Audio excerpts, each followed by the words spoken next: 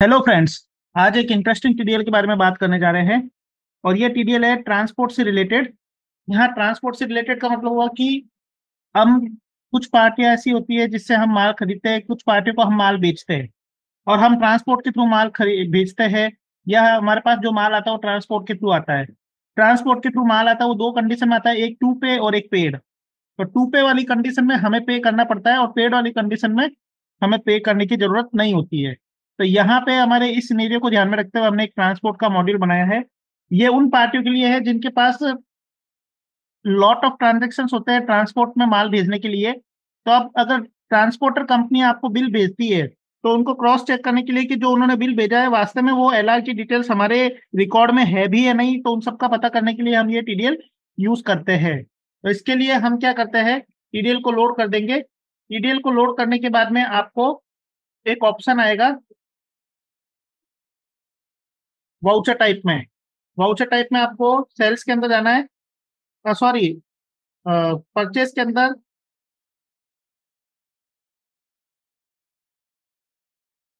ये voucher type purchase के अंदर इनेबल परचेज फॉर फ्राइट वाला ऑप्शन दिया हुआ है। अगर आप इसे इनेबल कर दोगे तो परचेज के अंदर आप फ्राइट का अगर कोई बिल आता है वो परचेज बिल फॉर्मेट में भी आप एंट्री कर सकते हो, और अगर आप इसे नो रखोगे तो आप जनरल में एंट्री कर सकते हो। बाकी अब आपको क्या करना है उसके लिए मैं बता देता हूँ। आपको सबसे पहले एक ट्रांसपोर्ट नाम का ग्रुप बनाना है, सेंडिंग क्रेडिटर डेप्टर जो भी है, और जितने भी ट्रांसपोर्ट के लेजर्स बनाने हैं वो आपको ट्रांसपोर्ट ग्रुप के अंदर बनाने हैं। उसके बाद में जब आप एंट्री करने जाएंगे तो यहाँ पे मेरे कुछ एंट्री की हुई है, जैसे यहाँ पे मेरे एक सेल्स की और एक परचेज की एंट्री की हुई है। अब सेल्स मान लो मैं एक्सवाइजेड पार्टी को करता हूँ, यहाँ पे मेरे सामने ट्रांसपोर्ट का लेजर मैं अल्टर सी से क्रिएट कर लूंगा और यहाँ पे डेस्टिनेशन आ गया।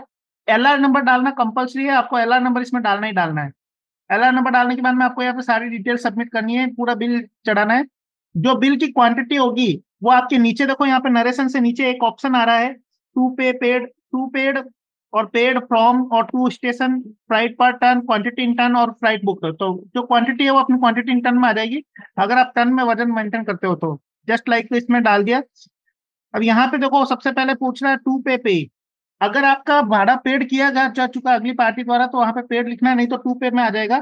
यहाँ पे आपको फ्रॉम और टू गाड़ी कहाँ से कहाँ जा रही है उसकी जगह देनी है। जैसे मैंने दे दिया जोधपुर से सूरत।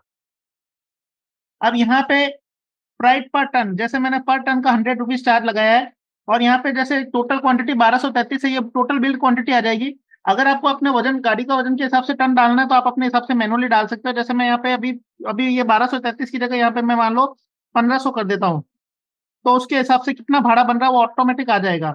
अब मान लो ये भाड़ा आपको वापस चेंज करना है तो आप चेंज भी कर सकते हो। जैसे मान लो यहाँ पे मेरे को 1,50,000 रुपये करना है तो मैं यहाँ पे चेंज करके भी डाल सकता हूँ। तो ये चीज आपको यहाँ पे डाली हुई है, इस तरह से ये कैलकुलेशन हो जाएगी। ऑटो कैलकुलेट करेगा, अगर आपको चेंज करना है तो आप चेंज कर सकते हो। तो फ्राइट और क्वांटिटी के बेसिस पे कितना भाड़ा बनता है वो आपकी बिल्टी में एलआर के अंदर ऑलरेडी शो होता है, बट आप अगर उसको चेंज करना चाहो तो चेंज कर सकते हो। ये मैंने डेटा यहाँ पे फीड कर दिया। इसी तरह से मैंने परचेस की एंट्री, मेरे पास माल आया है उसका डिटेल्स मैंने यहाँ पे सबमिट किया है किस ट्रांसपोर्ट से आया, और यहाँ पे एलआर नंबर डिटेल्स मैंने डाल दी। उसके बाद में लास्ट में वापस वही जो मैंने सेल्स के अंदर किया था वैसे का वैसे मैंने परचेस के अंदर भी डेटाबेस फीड कर दिया है। ये पेड है या टू पेड है, यहाँ पे सारी डिटेल्स उसकी आ जाएगी और ये पूरा डेटाबेस फीड हो जाएगा। इस तरह से ये करने के बाद में अब हमारे पास में एक एलआर रजिस्टर आता है।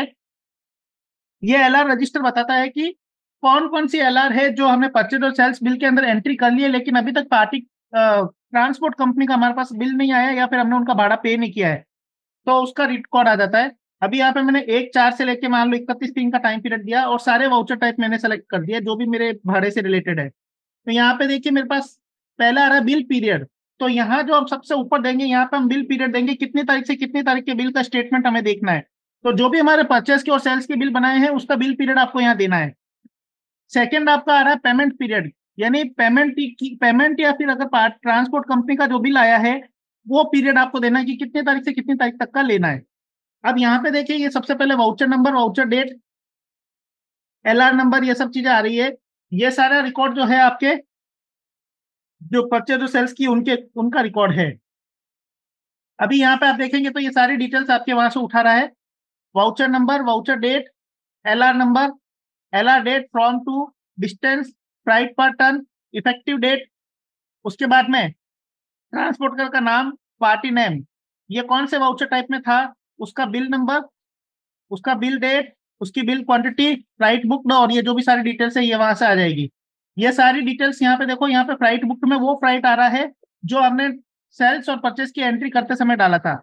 अब हमारे पास जब पार्टी का बिल आएगा तब हमें पता चलेगा, ट्रांसपोर्ट पार्टी का जब बिल आएगा तब हमें पता चलेगा कि वो बिल कितने में हमने उसकी एंट्री की है। मान लो मैं इसकी एंट्री करने जाता हूँ, 25 मई को मैं एंट्री करता हूँ, बिल मेरे पास मान लो 25 मई को आया है। तो देखो सबसे पहले यहाँ पे जनरल एंट्री करने जा रहा हूँ, यहीं पे मेरे सामने बिल आ गया। अब यहाँ पे जैसे मैं मुकेश ट्रांसपोर्ट सेलेक्ट किया तो उसकी सारी उसके सारे जो भी मेरे बिल है, चाहे परचेज हो चाहे सेल्स हो, उसकी सारी डिटेल्स यहाँ पे आ जाएगी। बस मुझे एलआर नंबर सेलेक्ट करना है।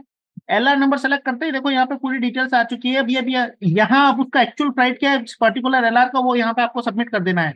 मान लो ये 1,23,300 रुपए का और मैंने 1,23,000 रुपए का भाड़ा इसमें डाला है, तो यहाँ पे हम डाल सकते हैं। कभी बार ऐसा होता है कि भाड़ा का अमाउंट बुक जो वहां पे मार्क किया था उस समय तो 1,23,300 था और एलआर आते समय 1,24,000 रुपए आया, तो उसका डिफरेंस भी होता है तो हमें पता चल जाता है।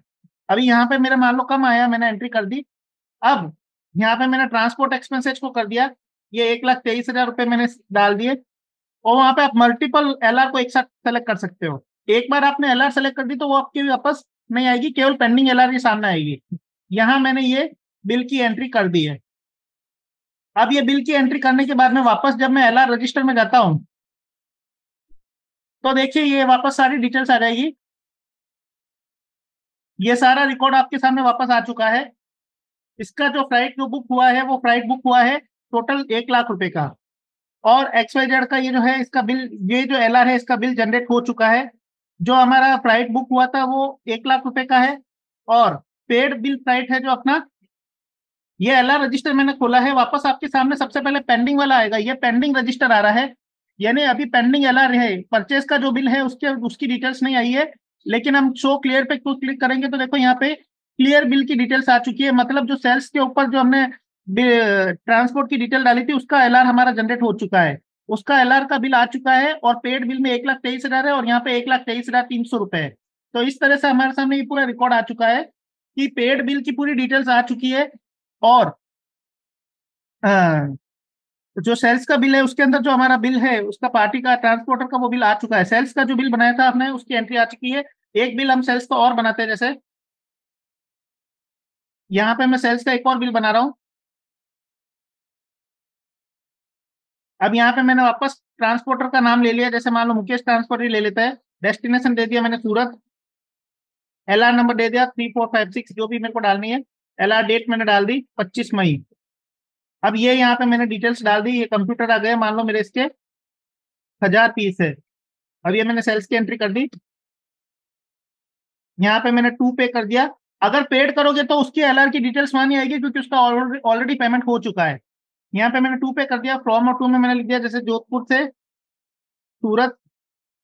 अब यहाँ पे मैंने पर टन का भाड़ा डाल दिया, जैसे मान लो 130 रुपए, ये 1,30,000 रुपए हो गया।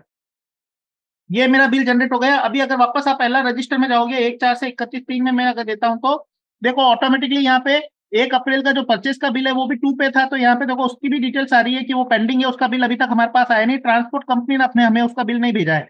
इसी तरह से ये जो 25 मई का जो बिल है वो है सेल्स का बिल, और उसका भी बिल अभी पार्टी ने सॉरी ट्रांसपोर्ट कंपनी ने भेजा नहीं है। हमने वहां पे डिटेल्स सारी सबमिट कर दी थी, उसका पूरा डिटेल्स यहाँ आ चुका है। और अब जब शो क्लियर के ऊपर क्लिक करूंगा तो उसके अंदर बताएगा कि ये जो सेल्स पार्टी है, सेल्स का जो बिल किया है इसका ट्रांसपोर्ट कंपनी ने हमें बिल दे दिया है, और इस बिल का हमने एंट्री कर दिया, और ये बिल का अमाउंट 1,23,000 रुपए है। तो हमें यहाँ पूरा डिटेल्स मिल जाता है कि कौन कौन सी पार्टियों का, कौन कौन सी ट्रांसपोर्ट पार्टियों ने हमें बिल भेज दिया, कौन कौन सी ट्रांसपोर्ट पार्टियों का बिल अभी आना बाकी है, कौन कौन सी एलआर का बिल अभी आना बाकी है। और एलआर में अगर एक्सेस अमाउंट का बिल होगा तो वो भी वहां पे पता चल जाएगा। इस टीडीएल के थ्रू हमें ये सारी इंफॉर्मेशन मिल जाती है। तो एलआर पेंडिंग की डिटेल्स, कौन कौन सी एलआर पेंडिंग है, कौन कौन सी एलआर का बिल बन चुका है, और 2 पे है या पेड है, वो सारी डिटेल्स हमें यहाँ पे मिल जाती है। I hope you will like this video. Thank you for watching.